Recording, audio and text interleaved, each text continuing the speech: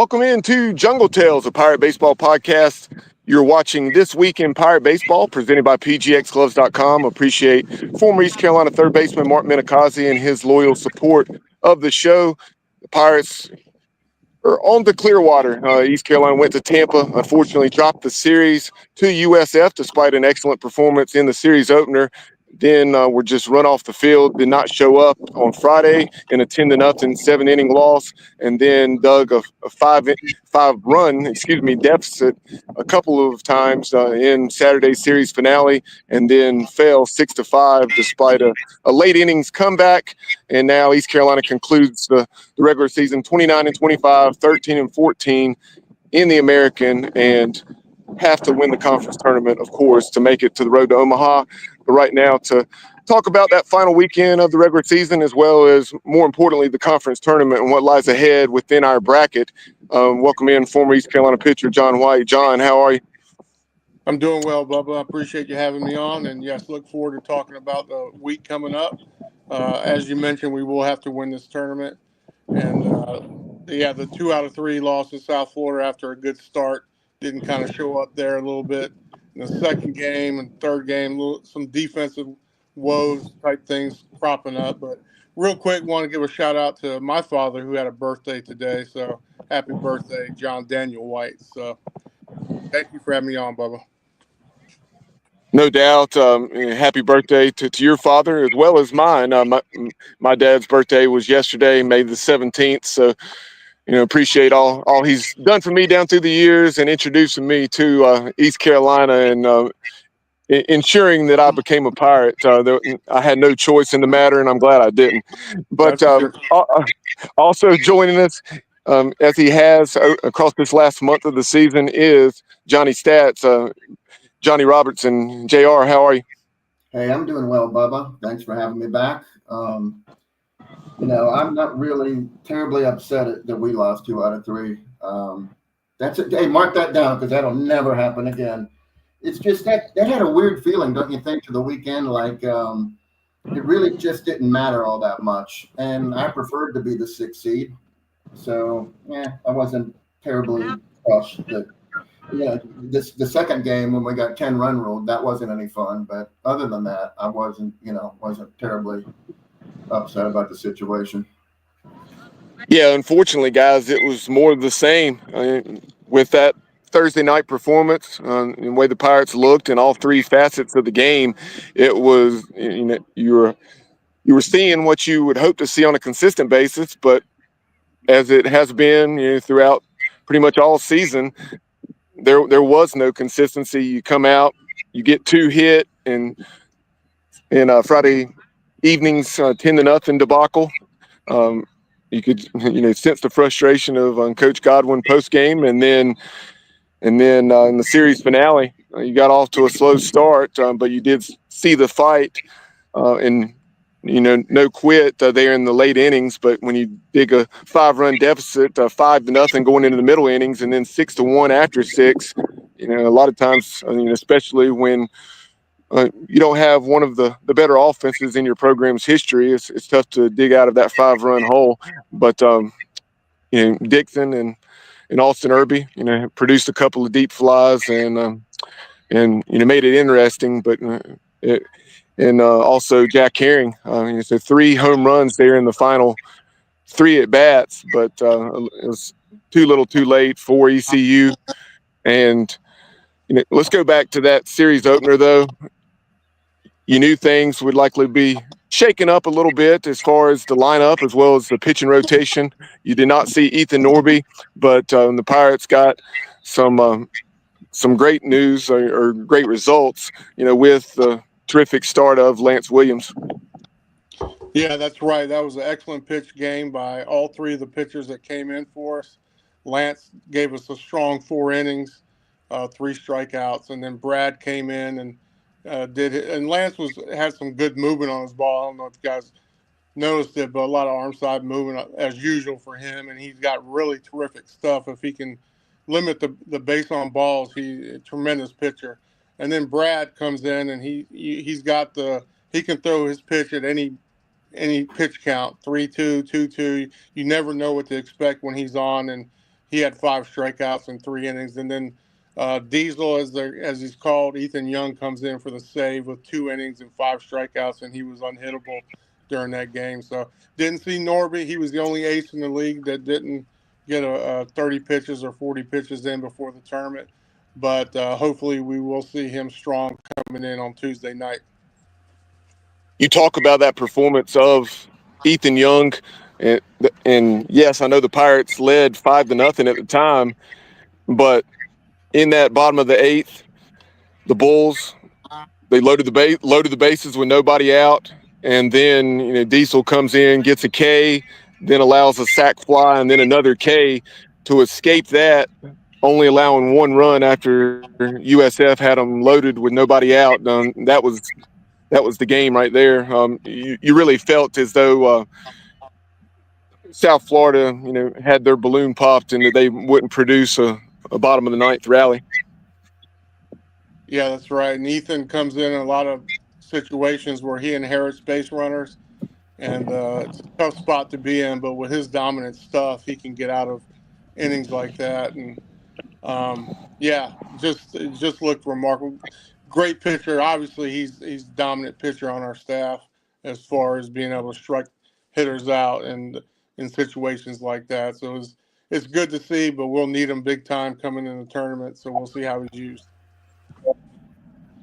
And JR, something I'm sure you noted, and we actually, I believe, discussed this, off the air in our group chat throughout the game, and that is, despite not getting a hit in the last couple of innings, the Pirates, I think, finished the night with 10 hits. You only had one guy with a multiple hit game, but East Carolina had, I think, 9 guys with a base hit on Thursday. Yeah, I mean, offensively, it was spread out pretty well. Dixon's home run was definitely the catalyst, I guess. But I like to see that because Riley only played, he got 2 at bats, I think. And we're gonna hopefully come tournament time, he'll add a little bit of energy to the lineup, and hopefully we see what we did on Thursday again on Tuesday. And Riley this time can play for the whole game, and I liked what I saw. And the pitching, like you all said, was just great. So not a lot to complain about. We only struck out 4 times. We didn't walk a lot of people. It was just not much to complain. Almost a perfect game, I would say, on Thursday. And help me out, JR. In addition, we talked about that critical juncture where Ethan Young got 2 punch outs in the bottom of the 8th, but then there were also a couple of very big double plays for ECU, the first of which I think came in the 2nd or 3rd inning. About as good a 6-4-3 double play as you'll see. Excellent turn there with Alex Boucher, Dixon Williams, and Austin Irby. That was MLB stuff. You can, Boucher and when he's on, him and Dixon work really well together. And that was a thing of beauty. And I was very happy to see that. And I was thinking, well, hey, this is what we have to look forward to the rest of the weekend. It didn't quite work out that way, but that play, that's a highlight reel thing for sure. Yeah, it was a beautiful play. Go ahead, John. Yeah, I was going to say it was a beautiful play, and we were talking about getting out of the bases loaded jam with it. And but it just kind of goes back and going to what JR was saying as far as the consistency goes. You see stuff like that, and then you come back the next 2 days and you start seeing some issues there on the defensive side. And so the consistency across the board for the season has probably been like the theme of the season. But yeah, that was a heck of a play, highlight reel type stuff. And going back to the strikeouts, if you notice, the 4 strikeouts were our lefties against their lefty Keister. So that's something to keep in mind. As far as the lineup that's going to be created by Coach coming up on Tuesday night when we face South Florida's number 1, which is a left-hander. And in Friday's game, obviously you hear it all the time from coaches and players. A loss is a loss, but from someone, that's what, having played, I don't really agree with that. I think as a coach and as a player, when you go out, you play competitively, no matter what sport you're playing, you have a lot different feeling. When you go out and you lose a game that's by 1 or 2 runs and you're right there throughout, as opposed to the performance that we put forth on Friday, where we looked like the bad news bears defensively, and there were mental and physical mistakes. You had 2 hits in the game, and you didn't pitch well either. Yeah, there was some mental errors going on, overthrowing your cutoff man, and then your errors, and then we had they were running the bases very well. I'll give the Bulls some credit. They have some speedsters on their team. They know how to steal bases. They try hitting runs, and we actually had a stolen home base or a steal at home by their team against who was it on our side? Who was pitching? Gabe Beschloss was pitching when they stole home. So, yeah, just various things going on throughout the game, and it kind of compounded itself, and it was kind of a ho hum ending. And I know it was frustrating for Coach after that 10-0 7 inning game. So had to move on really quickly, and next game kind of came out the same way, and then we started getting some life in the bats towards the end, and that's when we had the 3 home runs and kind of made it close. But yeah, that second game was kind of hard to watch, and I know Coach is probably a little ticked off about it, as far as the coming out after a nice win on Friday and then not really showing up, as we say it in sports. They just didn't show up on the second game. Yeah. In Friday's game, what were your thoughts, John, of the performance of Sean Jenkins? Clearly, his numbers were not good. 5 runs, all earned on 6 hits. But that's something that Coach Godwin actually referenced in his post-game interview after the series finale. It seems like just saying that he'd have to go back and look at it. But Sean Jenkins really had pitched much better than those numbers would indicate. Yeah, and that's going back to the talk that we have on off the show. Sometimes when those errors happen, the mental errors on defense, the pitcher gets down a little bit, and he's young, so he's got to understand that eventually you'll have to pick your own self up during those situations. He threw 71 pitches over 4 1/3, gave up 5 earned runs, only walked 2, and only struck out 1. So wasn't at his best, but also the defense was not at his best, and that's a recipe that's going to equate to the other team scoring runs against you. And Sean's another. It just goes back to what I mentioned earlier. The team's been a little bit inconsistent. Sometimes you see Sean and you see the future of ECU pitching staff, right? But then other times he'll come out and he doesn't have quite the same the stuff that he has. In particular, one of the best games I saw him pitch was against Charlotte, and I've seen those highlights of him, and I can see a good future for him. But sometimes he reverts back a little bit and starts nibbling a little bit too much. He's got good stuff. When he gets it around the plate, they don't get good, barrels on it. But I think he did give up a home run. So, but yeah, if your defense is not playing well and you're not 100%, that's not going to be a good sign for the outcome of the game.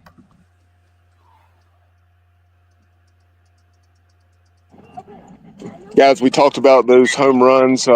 Dixon Williams had 2 3-run bombs, both that were just that, bombs, especially the first one. But then, and you also had the one of Austin Irby. That was one. You saw the little bat flip afterwards. And Yeah. not necessarily crazy about that at that juncture of the game, trailing, but he got all of that one. Yeah, that ball may still be traveling. It was really hit well, and he did do a little bat flip, and there was some chippiness going on that started off early in the series. And Irby at first, and some inadvertent play where the guy got tagged in the head, and then next thing you know, people are jawing at each other unnecessarily. But that ball he hit was a bomb. But the beautiful swings that Dixon were getting on the ball just shows you top talent that he has when he's on. So yeah, beautiful swings. Not a very good weekend offensively. After that, I apologize, JR. I'm sorry. Um, I think I'm but on a slight delay. I apologize. oh, no problem at all. I was But going to add. I go was ahead. going to add with Dixon. I give him credit because he was 2 for 3 with runners in scoring position, and he walked in a run with bases loaded.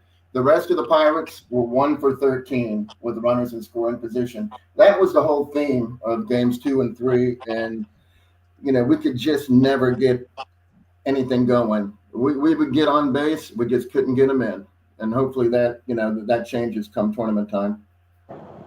And no, not a great weekend for Dixon statistically from a batting average standpoint, but he got off 2 huge swings there. Dixon Williams with those 2 3-run homers, obviously 6 runs batted in for the series.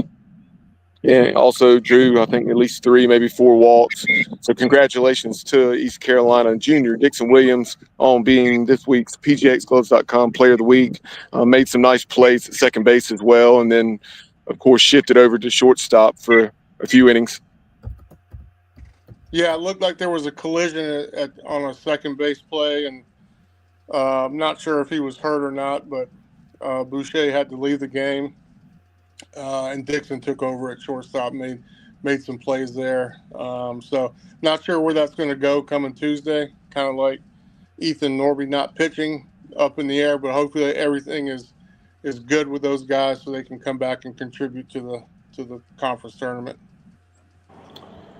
And before we move on and talk about that conference tournament, earlier we referenced the performance of Lance Williams, and those are the types of performances that we're going to need, be it out of Lance Williams or Bradley Zayak had another fine performance. I think 3 out of 4 outings now that he's pitched very well. And then also Nick Moran, that was great to see. But as a result of Lance Williams' stellar performance on Thursday evening, he is our PGXGloves.com Pitcher of the Week. Lance, 4 innings, no runs, 3 hits, 3 strikeouts, a walk, a hit batter. He was able to minimize those free passes. I think he threw, JR, maybe 57, 58 pitches? Correct. So there you have it. Lance Williams is our PGXGloves.com Pitcher of the Week. Any final thoughts on this series before we move ahead to Clearwater? No, as far as I go, no. You mentioned Nick Moran. Yeah, he did a good job of coming in and holding them down and seeing if we could come back, and we almost made a comeback on Sunday. So it was good to see him do that. Needed that out of him, and we almost got there. We got it close, but we came up short. So now it's time to think about playing them on Tuesday night. Yeah, but seeing that production out of those 3 arms, because East Carolina, of course, has for the most part, with a few bad outings throughout the season, has gotten those pretty steady contributions from Ethan Norby, Ethan Young, Brad Pruitt, Jay Cunner. Those guys have been steady, and Exactly. I'm leaving. Yeah, No, of course. just I know I was leaving one out. Yeah, and you were talking about Zayak, and it's good to see him contributing at the end of the year. He's had a really solid, other than one performance when he started, and I'm sure he had some jitters getting the start that game. But as far as that goes, he's starting to show that he can contribute.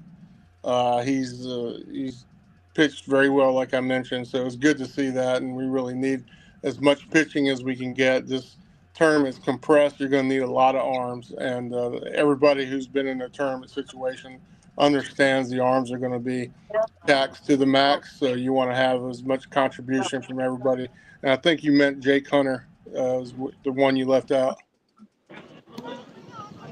I appreciate it. Yeah, Kind of transitioning now to the American Athletic Conference tournament in Clearwater as it's been since its inception. Before we discuss each bracket, let's take a look at the matchups. FAU is the 4 seed. They're taking on number 5 Tulane, number 1 UTSA against number 8 Rice. And then in the evening session, you have number 2 Charlotte against number 7 Wichita State. The Shockers swept Memphis, and then the Pirates in South Florida meeting for the 4th consecutive time in the nightcap. Yeah, so you have 2 games that both teams will be facing each other for the 4th straight game. That's Rice and UTSA. So breaking down that Rice UTSA game is going to be Rice's number 1, who's got major league stuff, going up against UTSA, and they have major hitting on their offense. So it's going to be a good battle there. But that's the noon game, I think, between Rice and UTSA, and then we play the evening game. And we're going up against South Florida again, 4 straight. We're going up against their lefty, really solid left-hander they have. So it'll be interesting, those two games with the pitching matchups between those 4 teams. Yeah. In the UTSA Rice game, Rice they chased Royce, who's UTSA's ace. They chased him out. I mean, he was on a pitch count anyhow. He wasn't going to pitch more than 4 innings, but they put up 7 earned runs on him in 4 innings. So that's going to be interesting to see if they can do that again and maybe get a little more run support. And as far as Corey Braun, us facing him again, I mean, he was also on a pitch count. He threw 38. I think he retired 8 of 9, 5 in a row, and they pulled him because, they saw what they needed to see. But we got to take a look at him, and I'm confident that we'll make the adjustments. And we didn't have our best lineup in there either. So that'll change on Tuesday. And I'm hoping that we're much more effective against him on Tuesday. Something about that matchup with the Bulls, John, you already referenced how good South Florida's running game is. They're very, very good on the base pass, and they had, I think, 81 steals through the regular season. At least 4, maybe 5 guys with more than 10, and they're led by, I believe it's their center fielder that has 24. Yeah, they're very good at stealing bases, and they're very good at taking extra bases. So your outfield is not going to be asleep when you play against them. If it is, they're going to do exactly what they did against us and take the extra base. And that's not the only team that's taken extra bases on our outfield play, but I'm sure we have to sew that up. We understand their speed after playing them 3 games, and they used that to their advantage and scored a lot of runs. It's not the bunting and getting over. They use speed with hit and run and stolen bases to score runs and put a lot of pressure on our defense, and that also contributes to defense being stressed and not making your best plays. So a lot of errors going on there mentally and physically when it comes to that, when a team like them are putting pressure on you with their speed.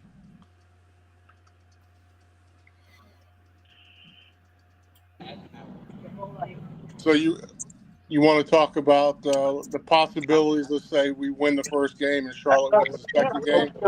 Yeah, let's talk about those possibilities. Should the Pirates take care of business against South Florida and the potential matchup, you would think the Pirates would definitely be playing Charlotte with the 49ers. I'm assuming throwing Blake Gillespie against the Shockers, but you never know.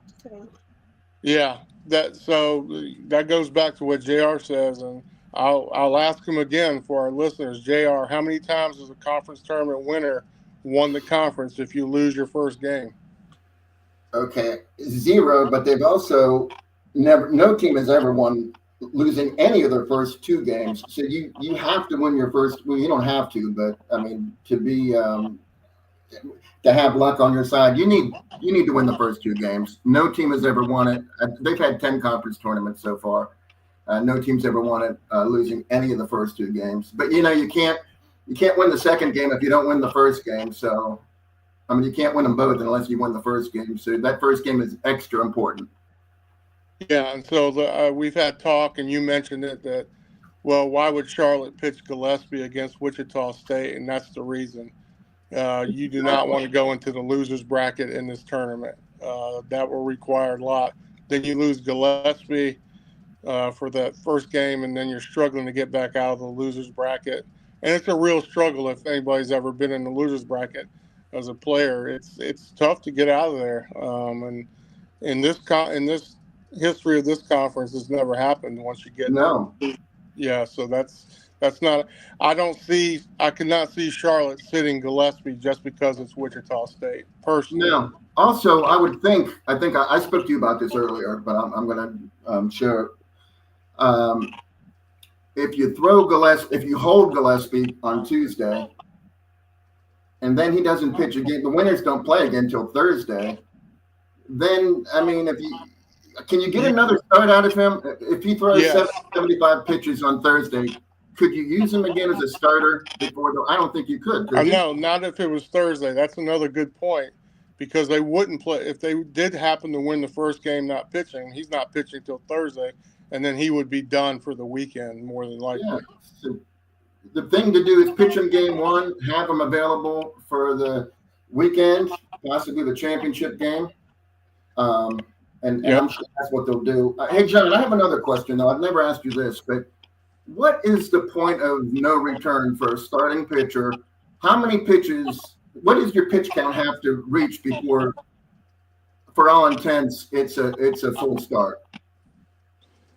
I would say once you've got up to at least 60 pitches. I mean, let's just say you take a weekend, right, and you get a guy that throws 30 or 40 pitches in the first game, or even in this short week we got coming up here. Let's say Tuesday he pitches 30 or 40. Yeah, he's coming back. But if you get to 60, 65 pitches, at that point it's the same as throwing 100 pitches, in my opinion. You're still going to need at least 3 days to come back. And I know in these tournaments, pitchers will pitch a little bit more. They may come back, asked to come back a little earlier than expected.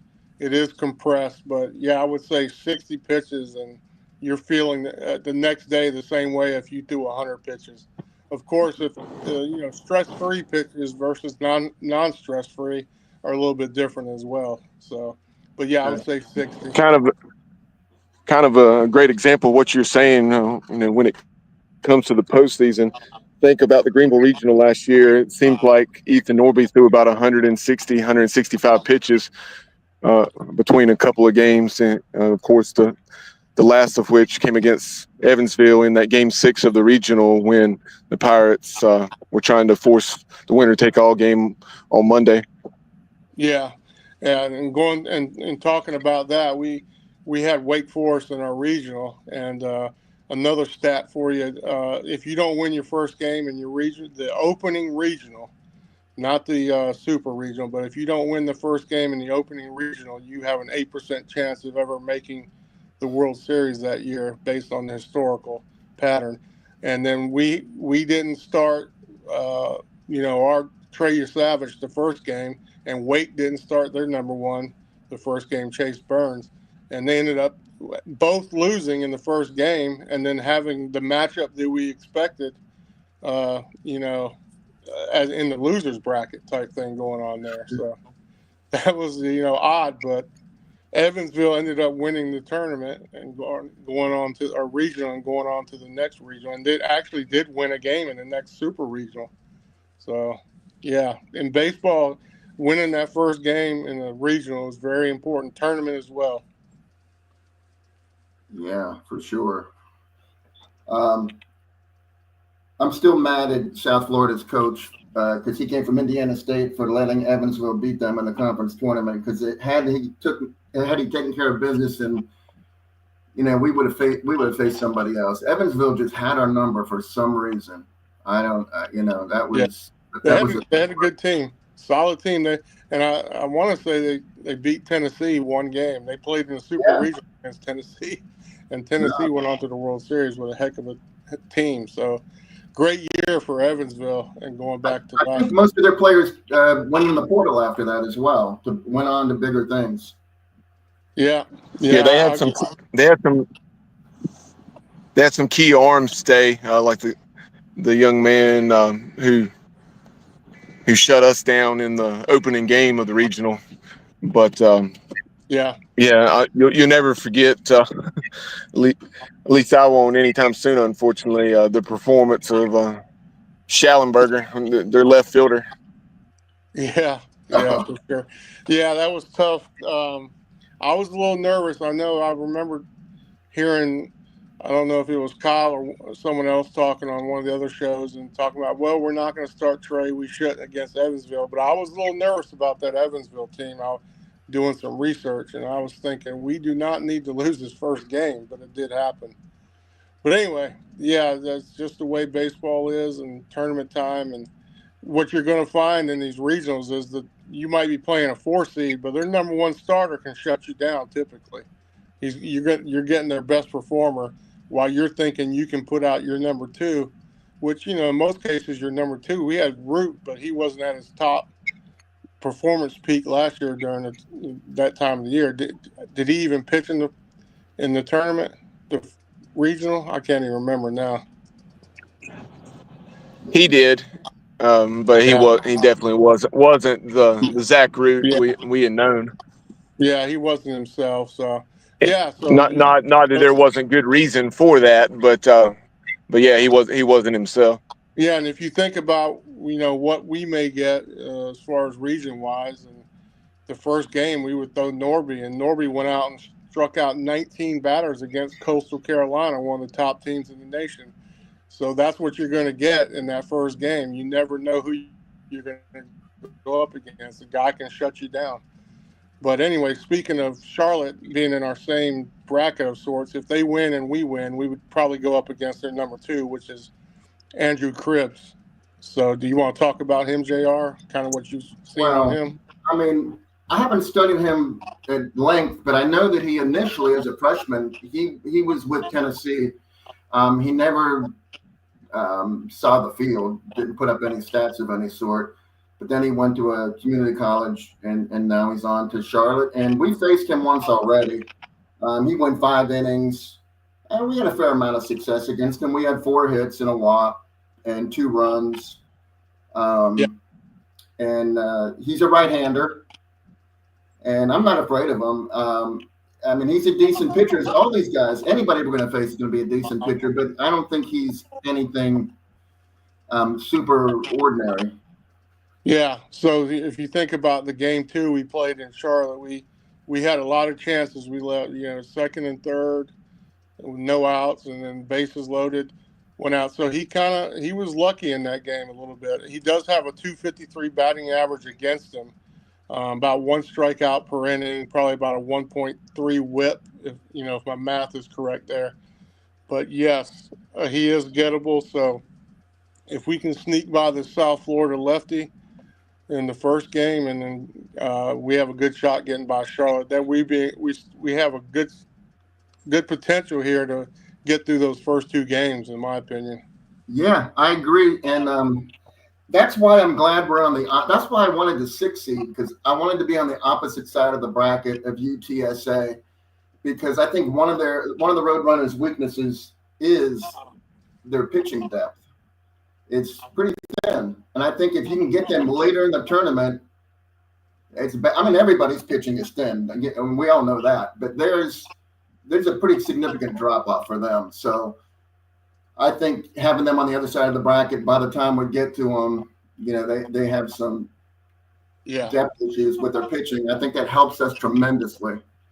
That will definitely be the thing to try and get to them, because their constant is their hitting. And as we saw with Rice, they didn't have a hit through the first 4 innings against Rice's number 1, and then all of a sudden, things, the well opened up, per se, the dam broke, and the next thing you know, they scored for 13, 14 runs. So they can come in bunches. So if you can you're going to have to try and match their offense, and the best way to do that is get to the back end of their pitching staff. For sure. And no run. To your point, can you guys hear me okay? Yeah, go ahead. To your point, JR, as far as the UTSA bullpen, Orlovsky, you think about him, I think we saw him 3 times in the series, including twice in 1 game. Yeah, he played left field in the 8th inning and then came back to the mound when we made a little bit of a run, and then didn't really shut us down. We scored some runs on him, but he's their man, and he's good. He's real good.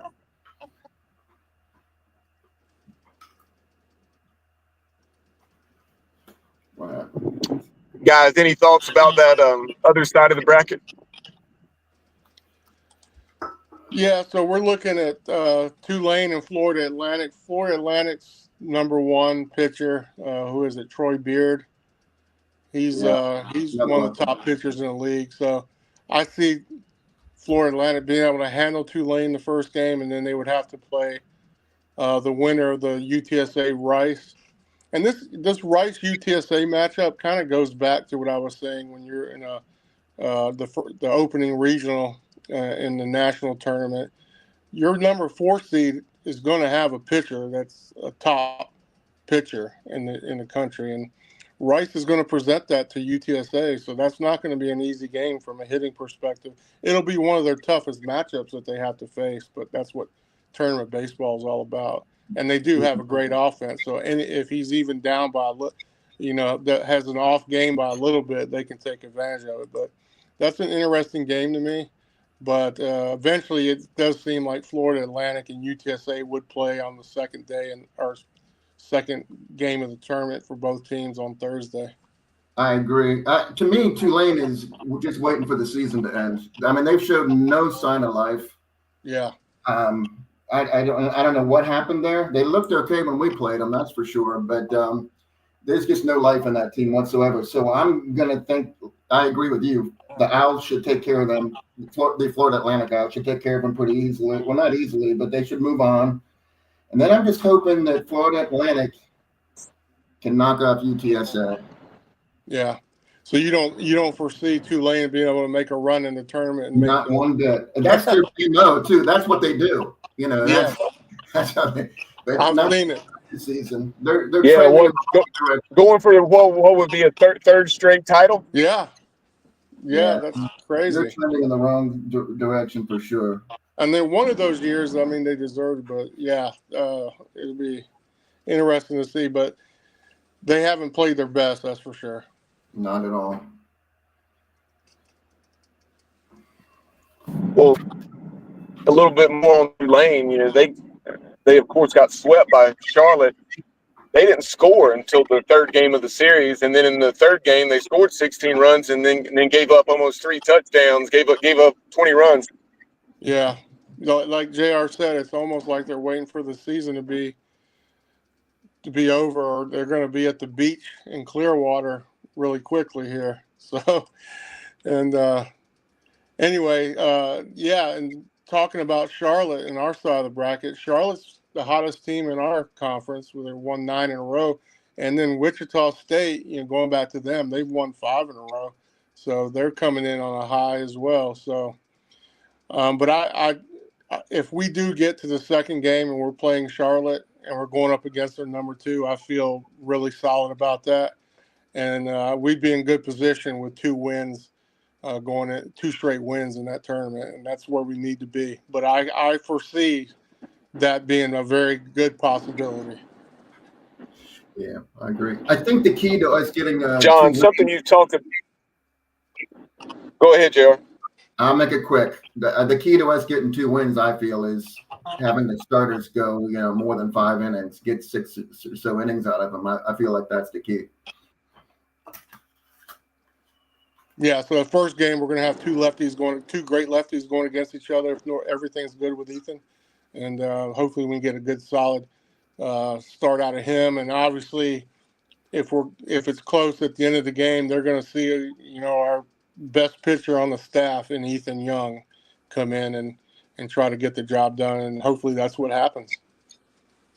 Go ahead, Bubba. What were you going to ask?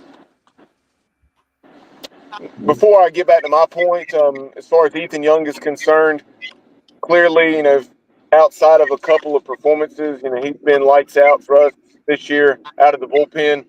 And this is a situation where you may very well, if we're able to limit him to 15, 20, 25 pitches, you could potentially see him 3 times throughout this week. Yeah, and that would be a good sign if we do, because that he's going to be coming in and positions that were in position to win that game. And talking about Ethan or any of the pitching staff as a whole, been a little inconsistent this year, obviously, and then he's had a tremendous year. But if I was a scout and I had to rate all the pitchers of East Carolina, obviously he's going to be at the top of the board with the stuff he has. So just been a pleasure to watch him pitch this year, and I hope to see him 3 more times in this tournament.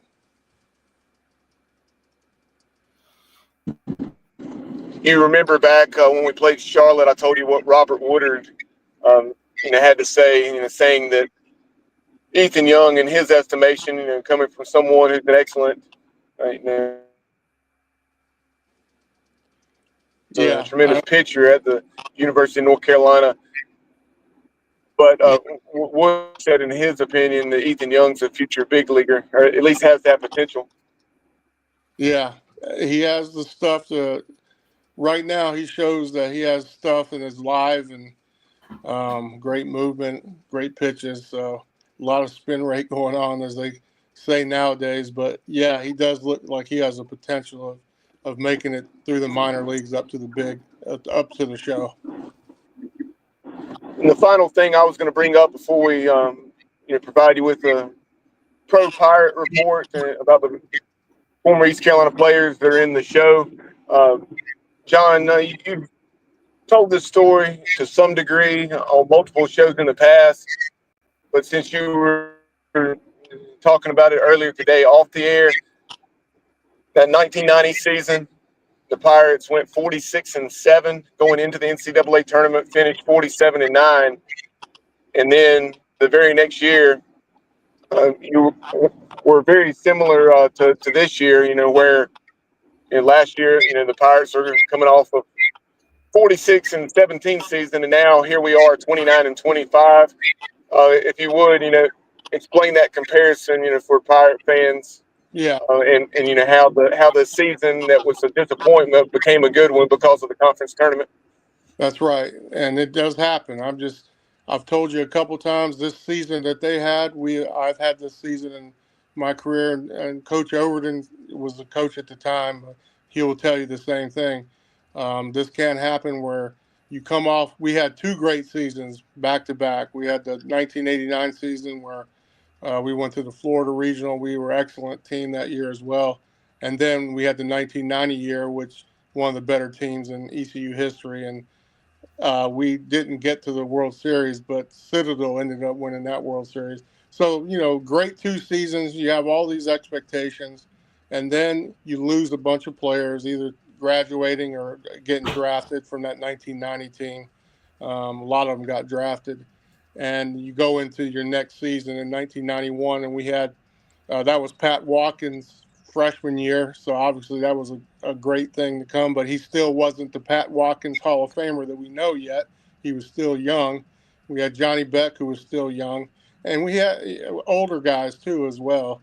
And so it was a kind of a similar mix going on here as we see, and we just didn't have a great year. We were, a 50-50 ball club most of the time, weren't winning our series on the weekends regularly. So we're going into the tournament, and it was in Greenville. That was the best part about it.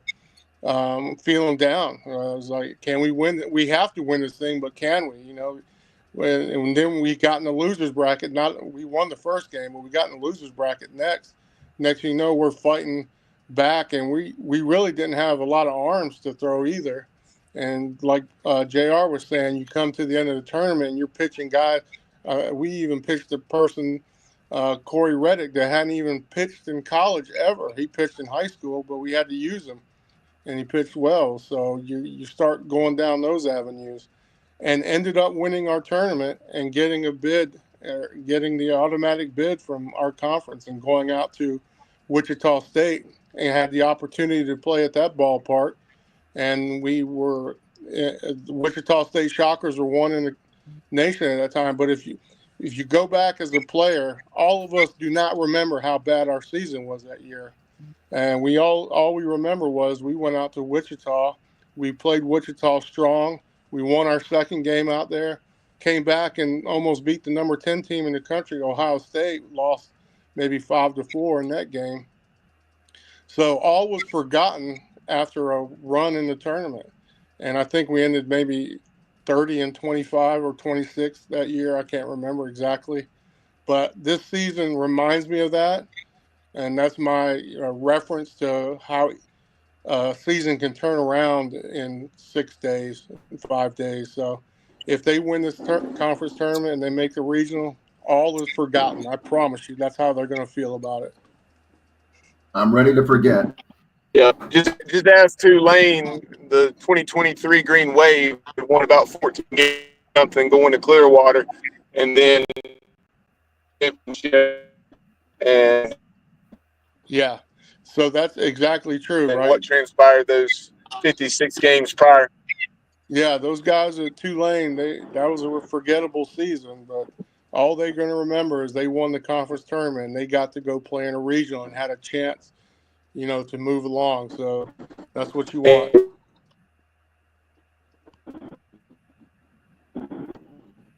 And so that's the hosting, it may not have happened as a result. Definitely, and we ended up, going to UVA as a 2 seed. Yeah, yeah. If But I was just going to ask you guys that, if we do, let's say we do win this tournament, what seed do you think we'd have in a regional? Would it be a 2 or a 3? Definitely not a 2.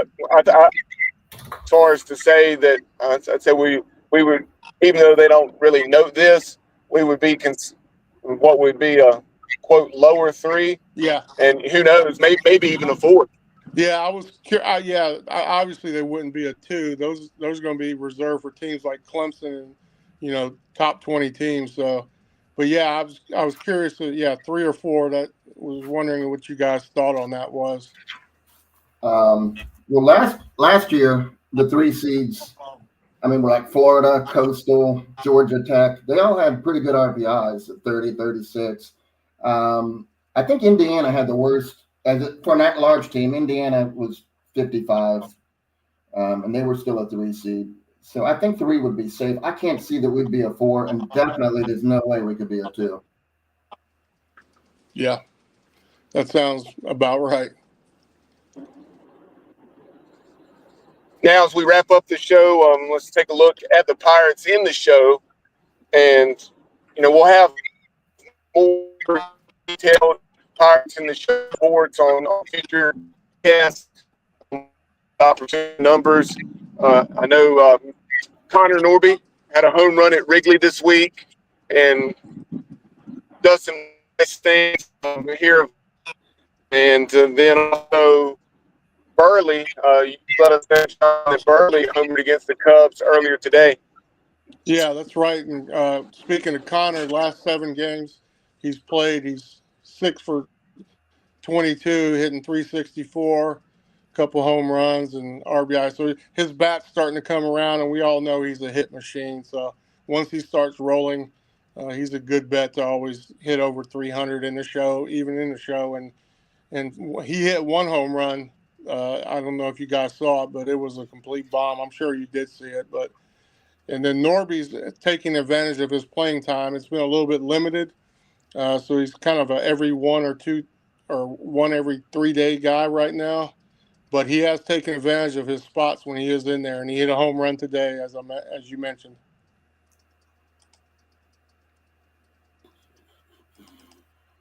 As far as Gavin Williams goes, and I think Burley has 3 bombs in the last couple weeks. Yeah, his bat's come alive, and he's still not playing every day. Cardinals have played well this year. They're only a game back of the Cubs, who've played exceptionally well. So, yeah, there's a lot of trying to find where to get his bat in the lineup, DH or first base or whatever. Their outfield is pretty tight. So, but when he's been in there, he's taken advantage of it and had some good swings. And he's got we all know he's got a beautiful swing. And when he connects, it's usually he's got the double and home run swing, I call it. It's perfect.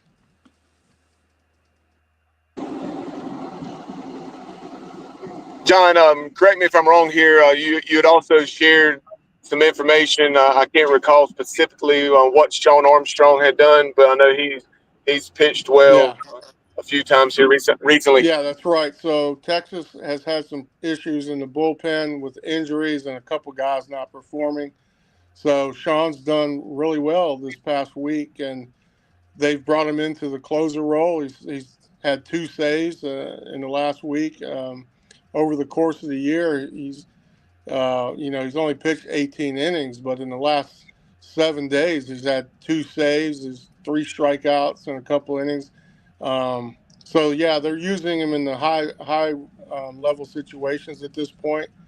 Not sure if he'll stick in there. I think that they're going to have one of their late inning arms come back, and he may move back into that middle relief role. But he's done well when called upon here in the last week.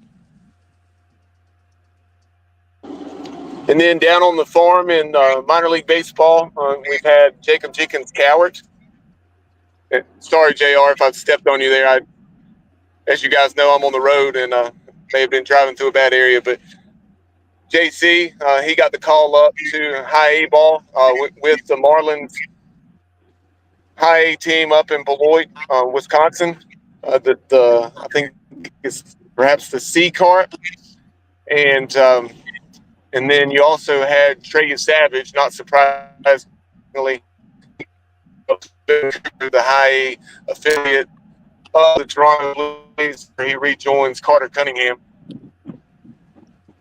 Yeah, Trey has pitched dominant, so he was ready to be moved up. It was a matter of time, and I'm surprised it took him this long. But his last outing, he went out there and he struck out a lot of batters. I mean, his stuff is just completely nasty, what I've been seeing. So he looks like he's got the short route to the show because he does have stuff that can compete with guys at the major league level. It's pretty obvious.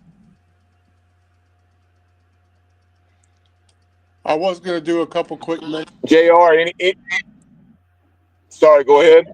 I was going to do a couple quick mentions. Zach Agnos is still in the show. He did get a loss in one game. He did give up some earned runs, but it's still only at 1.5. He's still up there pitching in the late innings for Colorado Rockies. So that's good to see him staying up there because we know what he did in the minor leagues where he was the minor league pitcher of the year for the Rockies as a reliever closer. And then Gavin has started to pick things up a little bit. His velocity has picked up. He got a win recently, but he's pitched 5 innings the last couple games, and strikeouts are starting to go up. So it looks like he's starting to warm up as the weather warms up for Cleveland. So we should see some good things out of Gavin. I appreciate you sharing that. Can you hear me okay now, John? Yeah, we can hear you pretty good. Okay. Well, in that case, we'll go ahead and wrap up this edition of this week. The contributions of Johnny Robertson and also John White, former East Carolina pitcher. We'll have conference tournament coverage throughout.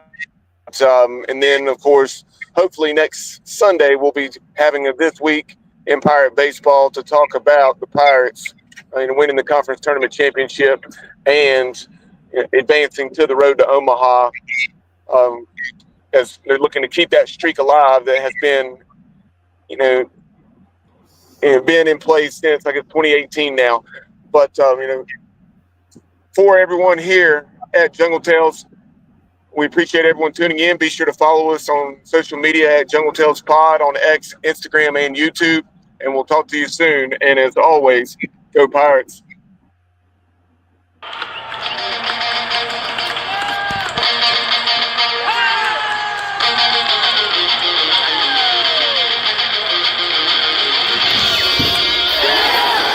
Is your thing dead? Why can't you call?